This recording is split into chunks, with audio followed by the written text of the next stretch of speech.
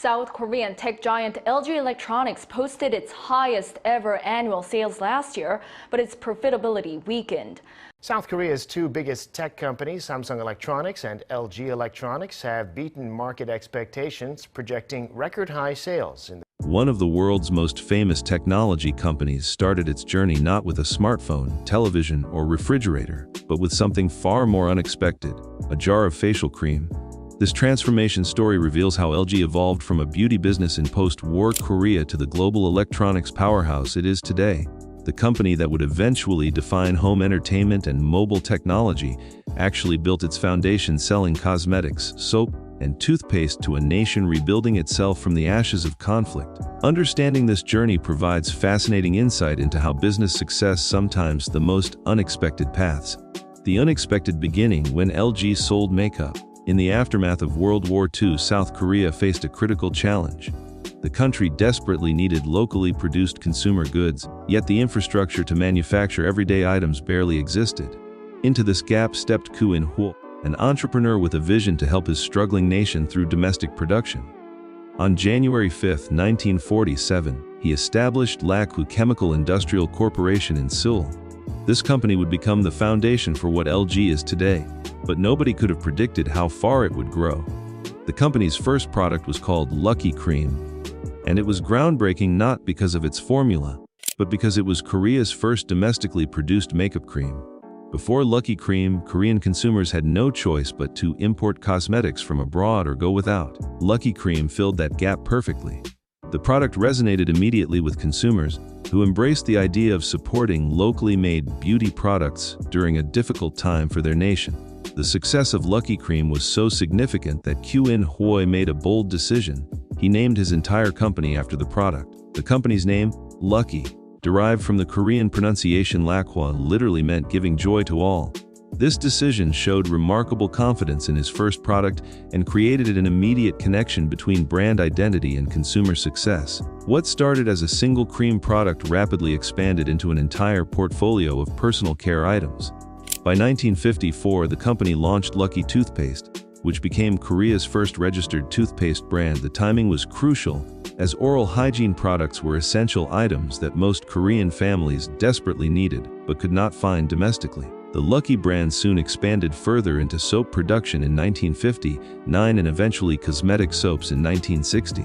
The company even developed the first Korean shampoo in 1967. Each new product followed the same pattern: identify a necessity that Korean consumers could not access locally, then manufacture it domestically with quality that matched or exceeded imported alternatives. Beyond cosmetics and personal care, Lucky Chemical took another bold step in 1952 by entering the plastics industry. This move was revolutionary because Korea had virtually no domestic plastics manufacturing at the time. The company faced an immediate obstacle. It needed plastic containers for its cosmetics products. Rather than accept this as a limitation, Lucky Chemical decided to become the nation's first company to manufacture plastics. This vertical integration strategy turned a supply chain problem into a business opportunity. The company began producing plastic hairbrushes, toothbrushes, and wash bowls for consumers throughout Korea. This expansion demonstrated that Lucky Chemical was not merely a cosmetics company, but an innovative manufacturer willing to enter entirely new industries to support its primary business. The founder's willingness to diversify and adapt became a defining characteristic of what would eventually become the LG Group. The unexpected pivot. From face cream to electronics, while Lucky Chemical thrived in the 1940s and 50s, the landscape in South Korea was shifting. The nation was beginning to rebuild its industrial capacity and establish a broader manufacturing base. The success of national broadcasting systems created a booming market for consumer electronics. Koo In-ho recognized this emerging opportunity and made a decision that would ultimately define his company's future. In 1958, he established a separate company called Gold Star Co., specifically dedicated to manufacturing electronics.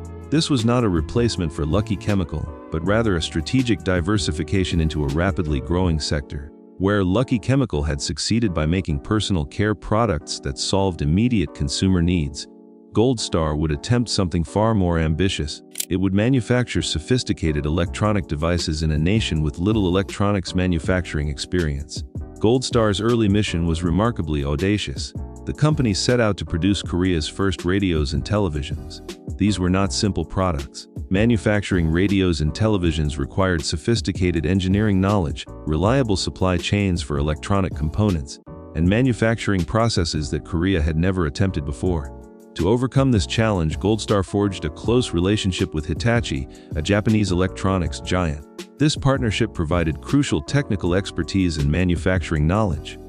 By 1959, just 1 year after its founding, Gold Star achieved a milestone that would have seemed impossible at the company's inception. It manufactured and sold Korea's first domestically produced radio. This radio demonstrated that Korean engineers and manufacturers could compete in the electronics space. The achievement resonated across the nation as a symbol of Korea's industrial progress. Following the successful radio launch, Gold Star expanded its product range with impressive speed. By 1965, the company manufactured Korea's first refrigerator. In 1966, Gold Star produced the nation's first black and white television. The company continued this pattern of firsts by manufacturing Korea's first washing machines and air conditioning units. During this period, the growth of Gold Star became exponential. By 1976, just 18 years after its founding, Gold Star was producing 1 million televisions annually. This achievement represented an extraordinary transformation for a company that had started from virtually zero electronics manufacturing capability. The company that had begun by helping Koreans brighten their skin was now helping them watch television, store food, and maintain clean laundry. To expand internationally and serve American consumers, Gold Star built a manufacturing facility in Huntsville, Alabama in 1982, marking its entry into the American electronics market. By the mid-1980s, Gold Star was becoming a recognized brand in retail chains across the United States. While Gold Star focused on electronics, Lucky Chemical continued its expansion. The Lucky brand became synonymous with household products across Korea. The company's laundry detergent high tea became a household staple. Lucky products filled store shelves across the nation, and the company had grown to manage numerous subsidiaries and divisions. By the late 1960s, the Lucky Group alone consisted of 11 different companies operating across multiple industries. The parallel growth of Lucky Chemical and Gold Star created an interesting situation: two massive, successful companies sharing the same founder and family leadership but operating in completely different industries.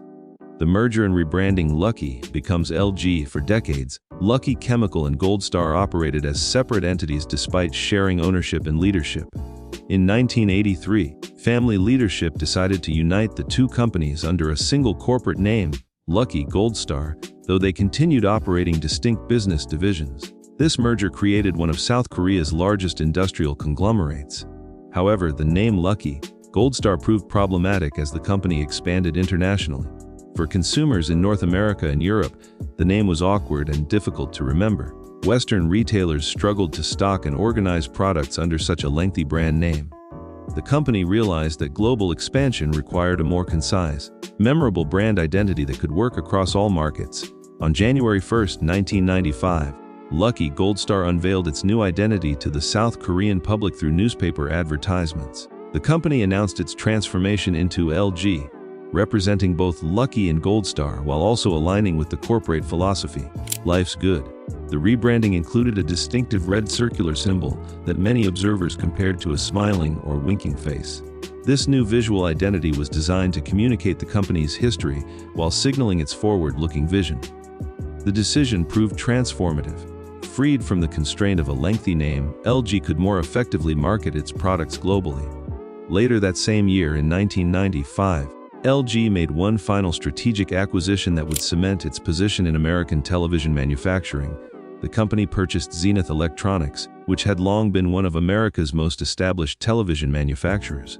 This acquisition provided LG with crucial technology, market position, and manufacturing expertise in the American television market. The journey from Lucky Cream to LG Electronics represents one of business history's most remarkable transformations. A company that sold face creams to help Korean women feel beautiful during national reconstruction eventually sold televisions, refrigerators, and smartphones to consumers across the entire world. The ability to identify market needs, manufacture solutions, and successfully expand into entirely new industries provided the foundation for LG's rise to global prominence. Today, when consumers purchase an LG television smartphone, or appliance, few realize they are interacting with the legacy of a product that started as Korea's first makeup cream nearly 8 decades ago.